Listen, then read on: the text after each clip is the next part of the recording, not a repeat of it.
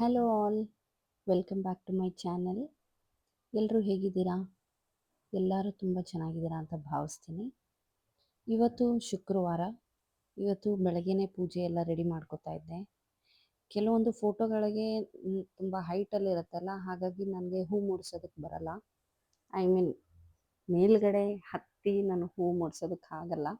ಹಾಗಾಗಿ ಈ ಟೈಮ್ನಲ್ಲಿ ಹಸ್ಬೆಂಡ್ ಅಥವಾ ಮಗನ ಹೆಲ್ಪ್ ತೊಗೋತೀನಿ. ಸೊ ಅವರಿಲ್ಲ ಅಂತ ಅಂದರೆ ಒಂದು 2-3 ಚೇರ್ ಹಾಕ್ಕೊಂಡು ಅದ್ರ ಮೇಲೆ ಹತ್ತಿ ಸರ್ಕಸ್ ಎಲ್ಲ ಮಾಡ್ತೀನಿ ನಾನು. ಅವರಿದ್ದರೆ ನಾನೇನು ತಲೆ ಕೆಡಿಸ್ಕೊಳ್ಳೋದಕ್ಕೆ ಹೋಗಲ್ಲ. ಆ್ಯಂಡ್ ನನಗೆ ಶುಕ್ರವಾರದೊತ್ತು ಪೂಜೆ ಮಾಡಿದ್ರೆ ಏನೋ ಒಂಥರ ಖುಷಿ ಅನಿಸುತ್ತೆ ಮನೆಯಲ್ಲಿ, ಅದು ವಾರಗಳು ಮಾಡಬೇಕಾದ್ರೆ.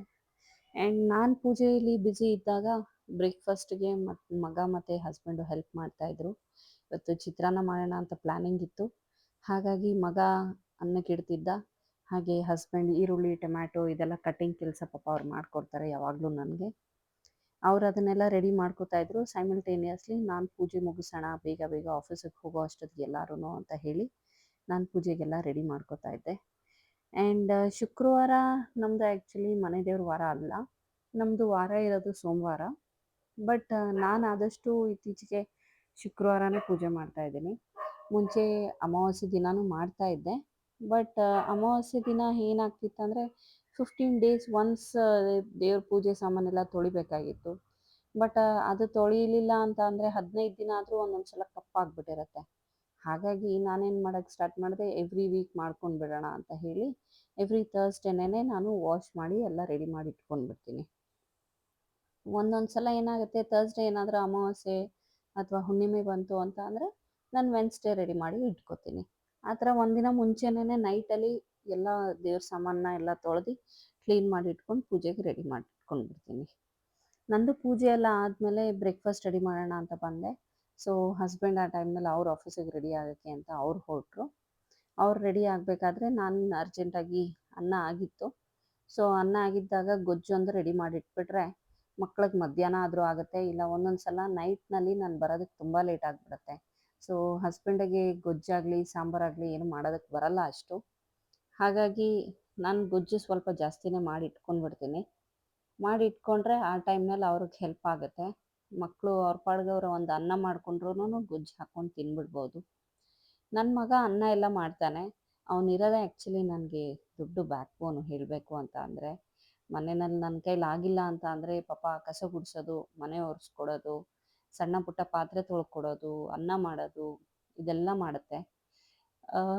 ಫ್ರ್ಯಾಂಕ್ಲಿ ಸ್ಪೀಕಿಂಗ್ ಮಕ್ಕಳು ದೊಡ್ಡವ್ರು ಆಗ್ತಿದ್ದಂಗೆ ಅದೊಂದು ಜವಾಬ್ದಾರಿ ಬಂದ್ಬಿಡತ್ತೆ ಪಾಪ ಅವ್ರಿಗೆ. ಆ್ಯಂಡ್ ನನ್ನ ಮಗ ಹೆವಿ ನನಗೆ ಅಟ್ಯಾಚ್ಡು. ಅವನು ಇಲ್ಲ ಇಲ್ಲ ಅಂತ ಹೇಳ್ತಾನೆ, ಬಟ್ ಎಲ್ರಿಗೂ ಗೊತ್ತು ಅದು. ಅವನು ತುಂಬ ಅಟ್ಯಾಚ್ ಆಗಿದ್ದಾನೆ ನನಗೆ. ತುಂಬ ನನ್ನ ತಲೆ ತಿಂತಾನೆ ಓಪನ್ ಆಗಿ ಹೇಳಬೇಕು ಅಂತ ಅಂದರೆ. ಅದು ನ್ಯಾಚುರಲ್ ಪ್ರಾಸೆಸ್.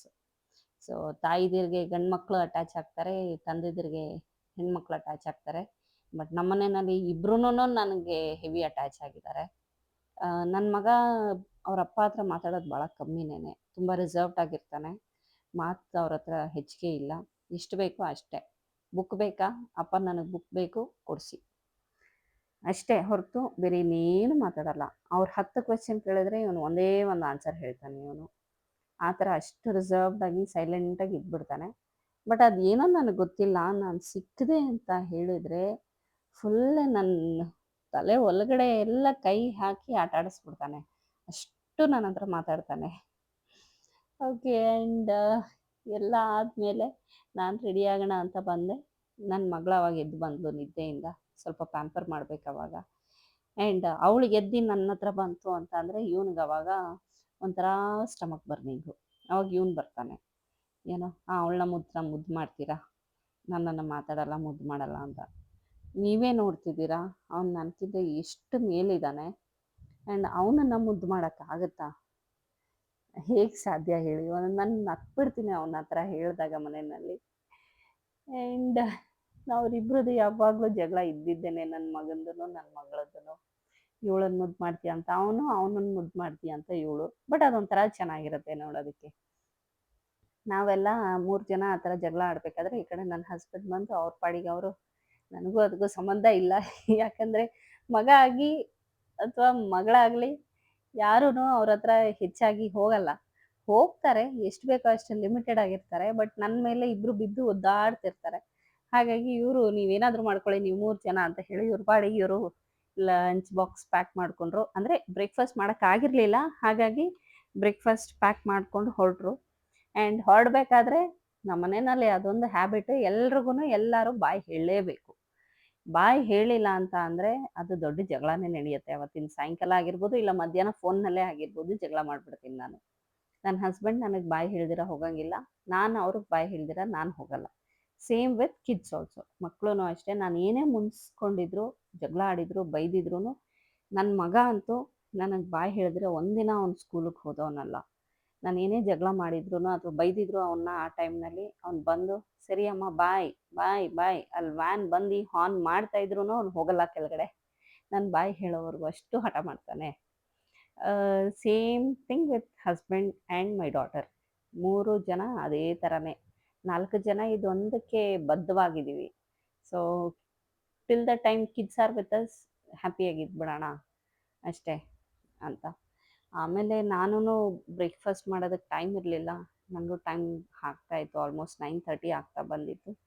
ಹಾಗಾಗಿ ನಾನು ಲಂಚೇ ಪ್ಯಾಕ್ ಮಾಡ್ಕೊಂಬಿಡೋಣ, 2 ಬಾಕ್ಸ್ ತೊಗೊಂಡು ಹೋಗಿಬಿಟ್ರೆ ಆಫೀಸಿಗೆ ಹೋಗಿ ರೀಚ್ ಆದಮೇಲೆ ನಾನು ಆರಾಮಾಗಿ ಬ್ರೇಕ್ಫಾಸ್ಟ್ ಮುಗಿಸ್ಕೋಬೋದು. ಮಧ್ಯಾಹ್ನ 1 ಬಾಕ್ಸ್ ಲಂಚ್ ಆಗುತ್ತೆ ಅಂತ ಹೇಳಿ 2 ಬಾಕ್ಸಿಗೆ ಹಾಕೋತಾ ಇದ್ದೆ.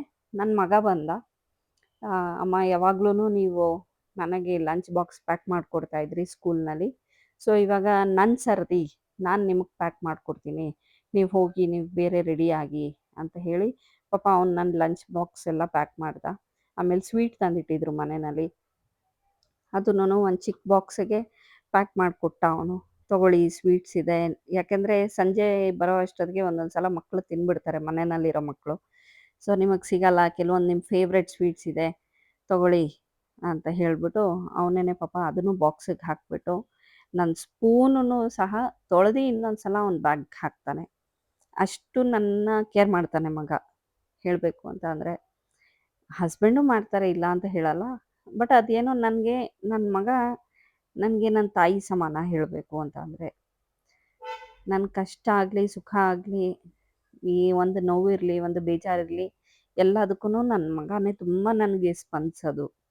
ಆ್ಯಂಡ್ ಬೇಗ ರಿಯಾಕ್ಟ್ ಆಗ್ತಾನೆ, ಬೇಗ ಅವನಿಗೆ ಹೆಣ್ಮಗು ಥರ ಜೀವ. ಸೊ ನಾನು ಒಂದು ಸ್ವಲ್ಪ ಆಚೆ ಈಚೆ ಇದ್ರೂ ಅವ್ನಿಗೆ ಅದನ್ನು ತಡೆಯೋಕ್ಕಾಗಲ್ಲ. ಆ್ಯಂಡ್ ನಾನು ಅವ್ನ ಪ್ರಪಂಚ ಅನ್ನೋ ಥರ ಅವನಿಗೆ. ಸೊ ನಾನು ಆಫೀಸಿಗೆ ಹೊರಟಾಗ ಬಂದು ಇಬ್ಬರೂ ಲಿಫ್ಟ್ ಹತ್ರ ಬಾಯ್ ಮಾಡಿ, ಆಮೇಲೆ ಲಿಫ್ಟ್ ಒಳಗಡೆ ಹೋಗಾದ್ಮೇಲೆ ತಿರ್ಗಾ ಬಾಲ್ಕನಿಗೆ ಬರ್ತಾರೆ. ಬಾಲ್ಕನಿಗೆ ಬಂದು ಅಲ್ಲಿ ಮತ್ತೆ ಬಾಯ್ ಮಾಡಬೇಕು ಅವ್ರಿಗೆ ನಾನು. ಬಟ್ ಈ ಥರ ಅಭ್ಯಾಸಗಳು ತುಂಬ ಚೆನ್ನಾಗಿರುತ್ತೆ. ಒಬ್ರಿಗೊಬ್ರು ಕನೆಕ್ಟ್ ಆಗಿರ್ತೀವಿ. ಸೊ ಅದು ಒಂಥರ ಖುಷಿ ಕೊಡುತ್ತೆ. ಆ್ಯಂಡ್ ಎಷ್ಟು ವರ್ಷ ಮಕ್ಕಳು ನಮ್ಮ ಜೊತೆ ಇರ್ತಾರೆ, ಅಷ್ಟು ವರ್ಷ ನಾವು ಈ ಥರ ಕನೆಕ್ಟ್ ಆಗಿದ್ದರೆ ತುಂಬ ಚೆನ್ನಾಗಿರುತ್ತೆ. ಮಕ್ಕಳು ನಮ್ಮ ಜೊತೆ ಓಪನ್ ಅಪ್ ಆಗ್ತಾರೆ, ತುಂಬ ಫ್ರೀಯಾಗಿರ್ತಾರೆ, ಎಲ್ಲ ಹೇಳ್ಕೋತಾರೆ. ಆ್ಯಂಡ್ ಆ ವೈಬ್ಸೇ ಬೇರೆ ಥರ ಇರುತ್ತೆ. ನಾನು ಆಲ್ಮೋಸ್ಟ್ ಆಫೀಸಿಗೆ ರೀಚ್ ಆದಾಗ 10:30 10:45 ಆಗಿತ್ತು. ಇವತ್ತು ಸ್ವಲ್ಪ ಟ್ರಾಫಿಕ್ ಇತ್ತು ನನಗೆ ಪ್ಯಾಲೇಸ್ ಗ್ರೌಂಡ್ಸ್ ಹತ್ರ. ನಾನು ಆಫೀಸ್ ಕೆಲಸ ಎಲ್ಲ ಮುಗಿಸ್ಕೊಂಡು ಆಮೇಲೆ ಮಧ್ಯಾಹ್ನ ನಂಗೆ 12 ಗಂಟೆ 12:30ಗೆ ಮೀಟಿಂಗ್ ಇತ್ತು ರಿಚ್ಮಂಡ್ ರೋಡ್ನಲ್ಲಿ. ಸೊ ಅಲ್ಲಿಗೆ ಹೋಗಬೇಕಾಗಿತ್ತು. ಅಲ್ಲಿ ಹೋಗಿ ಮೀಟಿಂಗ್ ಇವತ್ತು ಸ್ವಲ್ಪ ಬೇಗ ಮುಗೀತು, ಹಾಗಾಗಿ ಮನೆಗೆ 4 ಗಂಟೆಗೆಲ್ಲ ಬಂದುಬಿಟ್ಟೆ. ಅದು ಹೇಗೋ ಗೊತ್ತಿಲ್ಲ, ನಮ್ಮ ಮನೆಯಲ್ಲಿ ನಾನು ಬರೋದು ಹಾಂಕ್ ಸೌಂಡ್ ಏನೋ ಗೊತ್ತಾಗ್ಬಿಡುತ್ತೆ ನನ್ನ ಮಕ್ಕಳಿಗೆ, ಅಥವಾ ಕಾರ್ ಲಾಕ್ ಸೌಂಡೇನೋ. ನಮ್ಮದು 5th ಫ್ಲೋರಲ್ಲಿ ಇದ್ರೂನು ಅವ್ರಿಗೆ ನೀಟಾಗಿ ಕೇಳಿಸಿ, ಯಾರಾದರೂ ಒಬ್ಬರು ಒಂದು ಅಲ್ಲಿ ಲಿಫ್ಟ್ ಪ್ರೆಸ್ ಮಾಡಿ ಲಿಫ್ಟಲ್ಲಿ ಕೆಳಗೆ ಬಂದಿರ್ತಾರೆ, ಇಲ್ಲ ಅಲ್ಲಿ ಲಿಫ್ಟ್ ಹತ್ರ ಕಾಯ್ತಿರ್ತಾರೆ. ಅಷ್ಟು ನೀಟಾಗಿ ನನ್ನ ಮಕ್ಳಿಗೆ ಗೊತ್ತಾಗ್ಬಿಡುತ್ತೆ ನಾನು ಬಂದಿದ್ದೀನಿ ಅಂತ. ಇನ್ನು ನಾನು ಬಂದ ಮೇಲಂತೂ ನನ್ನ ಮಗಳಿಗೆ ಹೆವಿ ಖುಷಿ. ನಾನು ಯಾವತ್ತು ಬೇಗ ಬರ್ತೀನಿ ಅವಳಿಗೆ ತುಂಬ ಖುಷಿ ಆಗಿಬಿಡತ್ತೆ. ಇವತ್ತು ಬೇಗ ಬಂದಿದ್ದೀರಾ, ನನ್ನ ಜೊತೆ ಮಾತಾಡಬೇಕು, ಟೈಮ್ ಸ್ಪೆಂಡ್ ಮಾಡಬೇಕು ಅಂತ ಬಂದಿದ್ದ ತಕ್ಷಣ ಹೇಳೋಕ್ಕೆ ಸ್ಟಾರ್ಟ್ ಮಾಡ್ತಾಳೆ. ಇಲ್ಲ ಅಂತ ಅಂದರೆ ಒಂದು ದೊಡ್ಡ ಹಂಗಾಮನೇ ಮಾಡಿಬಿಡ್ತಾಳೆ ಅವಳು, ನನ್ನ ಮಾತಾಡಿಸಿ ಮುದ್ದು ಮಾಡಿ ಆಟ ಆಡಿಸಿ ಅಂತ. ನಾನು ಬಂದು ಫ್ರೆಶ್ ಅಪ್ ಆಗಿ ಬರ್ತಿದ್ದ ಹಾಗೆ, ಅಮ್ಮ ಪ್ಲೀಸ್ ನಾನು ಎತ್ಕೊಳ್ಳಿ ಅಮ್ಮ ಅಂತ ಅವಾಗ ಒಂದು ರೌಂಡ್ ಪ್ಯಾಂಪರ್ ಮಾಡಬೇಕು ಅವಳಿಗೆ. ಅವಳಿಗೆ ಹೇಳಬೇಕು ಅಂದರೆ ಅವಳು ಚಿಕ್ಕ ವಯಸ್ಸಿರೋವಾಗಲಿಂದನೂ ನಾನು ಕೆಲಸ ಮಾಡ್ತಾ ಇರೋದ್ರಿಂದ ಅವಳಿಗೆ ಜಾಸ್ತಿ ನಾನು ಟೈಮ್ ಕೊಡೋಕ್ಕಾಗಿಲ್ಲ. ಹಾಗಾಗಿ ಅವಳಿಗೆ ನಾನು ಸ್ವಲ್ಪ ಟೈಮ್ ಸಿಕ್ಕಿ ನಾನು ಮನೆಗೆ ಬಂದರೆ ಸಾಕು, ಏನು ನನ್ನ ಜೊತೆ ಆಟಾಡಿ, ನನ್ನ ಜೊತೆ ಮಾತಾಡಿ, ನನ್ನ ಜೊತೆ ಟೈಮ್ ಸ್ಪೆಂಡ್ ಮಾಡಿ ಅಂತ ತುಂಬ ಕೇಳ್ತಿರ್ತಾಳೆ. ಆ್ಯಂಡ್ ಅದು ಮಾಡೋದು ತುಂಬ ಇಂಪಾರ್ಟೆಂಟ್ ಇದೆ. ಹಾಗಾಗಿ ನಾನೂ ಟೈಮ್ ಸಿಕ್ಕಿದಾಗ ಅವಳ ಜೊತೆ ಆಟಾಡೋದು, ತಲಹರಟೆ ಮಾಡೋದು, ಅವಳನ್ನ ಮುದ್ದು ಮಾಡೋದು ಇದೆಲ್ಲ ಮಾಡ್ತಿರ್ತೀನಿ. ಆ್ಯಂಡ್ ಇವತ್ತು ನಂದು ಮೀಟಿಂಗ್ 12:00 ಇಂದ 3:00 ಇದ್ದಿದ್ದರಿಂದ ನಾನು ಮಧ್ಯಾಹ್ನ ಊಟ ಮಾಡೋಕ್ಕಾಗಿರಲಿಲ್ಲ ಆಫೀಸ್ನಲ್ಲಿ. ಬಿಕಾಸ್ ಮೀಟಿಂಗ್ ಬೇರೆ ಕಡೆ ಇತ್ತು. ಆ್ಯಂಡ್ ಅಲ್ಲಿನೂ ನಾನು ಊಟ ಮಾಡೋಕ್ಕಾಗಲಿಲ್ಲ. ಅದೇ ಕ್ವೆಶ್ಚನ್ ಮಾಡ್ತಾಯಿದ್ಲು, "ಯಾಕೆ ಊಟ ಮಾಡಿಲ್ಲ? ಯಾಕೆ ವಾಪಸ್ ಬಾಕ್ಸ್ ತೊಗೊಂಡು ಬಂದಿದ್ದೀರಾ? ಇಟ್ ಈಸ್ ನಾಟ್ ರೈಟ್" ಅಂತ ಬೈತಾ ಇದ್ಲು. ಸೊ ಮನೆಗೆ ಬಂದಮೇಲೆ ಅದು ಮತ್ತೆ ವೇಸ್ಟ್ ಆಗಿಬಿಡುತ್ತಲ್ಲ, ನೈಟ್ವರೆಗೂ ಹಾಗೆ ಇಟ್ಬಿಟ್ರೆ. ಅದಕ್ಕೆ ಹಸಿವಾಗಿತ್ತು. ಸೊ ಮಧ್ಯಾಹ್ನ ಕೂತ್ಕೊಂಡೆ ಊಟ ಮಾಡೋದಕ್ಕೆ ಅಂತ. ನಾ ಊಟ ಮಾಡೋದಕ್ಕೆ ಅಂತ ಕೂತಿದ್ದ ತಕ್ಷಣವೇ ನನ್ನ ಮಗ ಕ್ವೆಶ್ಚನ್ಸ್ಗಳದ್ದೇ ಒಂದಷ್ಟು ಸುರಿಮಳೆ ಸುರಿಸ್ತಿದ್ದ. "ಏನು ಸಮಾಚಾರ, ಇವತ್ತು ಬೇಗ ಬಂದಿದ್ದೀರಾ? What's the reason? ಎಲ್ಲಿ ಮೀಟಿಂಗ್ ಇತ್ತು? ಏನು ಮೀಟಿಂಗ್ ಮಾಡಿದ್ರಿ? ಮೀಟಿಂಗಲ್ಲಿ ಏನೇನು ಡಿಸ್ಕಷನ್ ಮಾಡಿದ್ರಿ? ಏನು ಅಜೆಂಡಾ ಮೀಟಿಂಗ್ದು? What is the topic?" ಎಲ್ಲನೂ ಕ್ವೆಶ್ಚನ್ಸ್ ಕೇಳ್ತಾನೆ. ಆ್ಯಂಡ್ ಅವನು ಆ ಥರ ಕ್ವೆಶ್ಚನ್ ಕೇಳೋದ್ರಿಂದ ನನಗೆ ಬೇಜಾರಿಲ್ಲ. ಯಾಕೆ ಅಂತ ಅಂದರೆ, ಅವನು ಆ ಥರ ಕ್ವೆಶ್ಚನ್ ಕೇಳೋದ್ರಿಂದ ನಮ್ಮಿಬ್ಬರ ಮಧ್ಯೆ ಇಂಟ್ರ್ಯಾಕ್ಷನ್ ಚೆನ್ನಾಗಿರುತ್ತೆ. ಆ್ಯಂಡ್ ಎಷ್ಟೋ ವಿಷಯಗಳು ಅವ್ನಿಗೆ ಗೊತ್ತಾಗುತ್ತೆ. ಆ್ಯಂಡ್ ನನಗೆ ಗೊತ್ತಿಲ್ಲದಿರೋ ವಿಷಯ ಅವ್ನು ನನಗೂ ತಿಳಿಸ್ತಾನೆ. ಈ ಥರ ತುಂಬ ನಡೆಯುತ್ತೆ ಮನೆಯಲ್ಲಿ. ಅವ್ನು ಭಾಳ ಮಾತಾಡ್ತಾನೆ ನನ್ನ ಹತ್ರ. ಇನ್‌ಫ್ಯಾಕ್ಟ್ ಅವ್ನು ಸ್ಕೂಲ್ ಬಗ್ಗೆ ಆಗಲಿ, ಟ್ಯೂಷನ್ ಬಗ್ಗೆ ಆಗಲಿ, ಸ್ಟಡೀಸ್ ಬಗ್ಗೆ ಆಗಲಿ ಎಲ್ಲ ನನಗೆ ಹೇಳ್ತಾನೆ. ಏನು ಮಾಡಬೇಕು, ಏನು ಮಾಡಬಾರ್ದು, ಯಾವುದು ಹೇಗೆ ಅಂತ. ಇನ್ನು ನಾನು ಮತ್ತೆ ಊಟ ಮಾಡಿ ಕೂತಿದ್ದೆ, ಮತ್ತೆ ನನ್ನ ಮಗಳು ಇಮ್ಮಿಡಿಯೇಟಾಗಿ ಬಂದಳು. "ಅಮ್ಮ, ಅಮ್ಮ" ಅಂತ ಬರ್ತಾಳೆ. ಮತ್ತೆ ತೊಡೆ ಮೇಲೆ ಕೂತು ಮತ್ತೆ ಮುದ್ದು ಮಾಡಬೇಕು. ಆ್ಯಂಡ್ ನನಗೆ ಒಂದು ಬ್ಯಾಡ್ ಹ್ಯಾಬಿಟ್ ಇದೆ. ನನ್ನ ಮಗಳು ಕಂಡರೆ ಸಾಕು ನಾನು ಕಚ್ಬಿಡ್ತೀನಿ ಅವಳಿಗೆ. ಅದೇನೋ ಗೊತ್ತಿಲ್ಲ, ಚಿಕ್ಕ ವಯಸ್ಸಿಂದನೂ ಅವಳು ಕಂಡರೆ ನಾನು ಕಚ್ಬಿಡ್ತೀನಿ. ಇದು ನನ್ನ ಮಗನಿಗೂ ಮಾಡ್ತಾಯಿದ್ದೆ ನಾನು.